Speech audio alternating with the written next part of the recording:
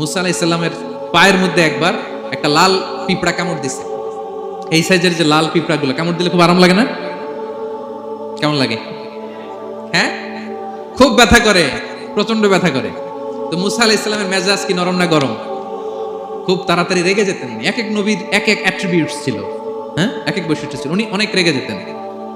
উনি থাপ্পড় মেরে একবার ফেরাউনের বাবুর্চিকে দুনিয়া থেকে শেষ, এক থাপ্পড়, এত শক্তি।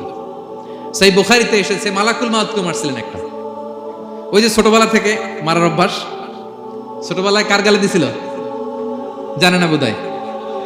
ফেরাউন। অন্যায় দেখলেই ছোটবেলায় ফেরাউনের গালে দিছে একটা, বড় হয়ে ফেরাউনের বাবুর্চির একটা, এরপরে মালাকুল মাউতকেও একটা। এর কারণ মালাকুল মাউত আবার মালাকুল মাউতের মতো আসেনি, মানুষের আকৃতিতে এসেছিল।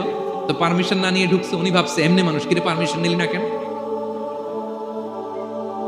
তো মুসা আলাইহিস সালামের পায়ের মধ্যে লাল পোকা, লাল পিঁপড়া কামড় দিছে। প্রচন্ড ব্যথা পাইতেছে আর ডলতেছে আর রেগে গেছে। রেগে তাকে দেখে দিকে লাল পিঁপড়ার বাসা, যে পা দিয়ে ডলে সবগুলোর মেরে ফেলছে। তো ঘটনাটা ছিল মুসা আলাইহিস সালাম আল্লাহকে জিজ্ঞেস করছিলেন এই ঘটনাটা আল্লাহ কেন ঘটাইছে। আল্লাহকে জিজ্ঞেস করছিলেন, আল্লাহ আযাব যখন কোন এলাকায় পাঠান তখন তো শুধু জালিমরাই মরে না, ভালো লোকগুলাও তো মারা যায়। তো এই আযাবে ভালো লোকগুলা কেন মরে? আল্লাহ উত্তর দেয় না, এই ঘটনা ঘটাই দিছে।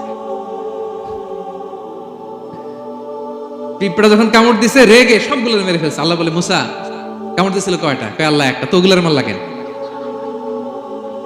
অ্যাকশনে যখন যায় এত কিছু দেখে অ্যাকশন নেওয়া যায় না। এজন্য আল্লাহ বলেন, ওয়াত্তাকু ফিতনাতাল লা তুসিবান্নাল্লাযীনা যালামু মিনকুম খাসসা। ওই ফিতনাকে মানে ওই আযাবকে ভয় করো, যে আযাব যখন আসবে শুধু খারাপ লোকগুলোর উপরে আসবে না, ভালো লোকগুলোও বাঁচতে পারবে। কারণ ভালো মানুষরা আশেপাশের লোকদেরকে ভালো বানায় নাই কেন? একা নামাজ পড়েছো কেন? নামাজের দাওয়াত দাও নাই কেন? নিজে হালাল খাইছো, সমাজটারে হালাল দিয়ে বিনির্মাণ করো নাই কেন? এজন্য আযাব আসলে শুধু জালেমদের উপরে আসে না, আলেমদের উপরে আসে। খবরদার।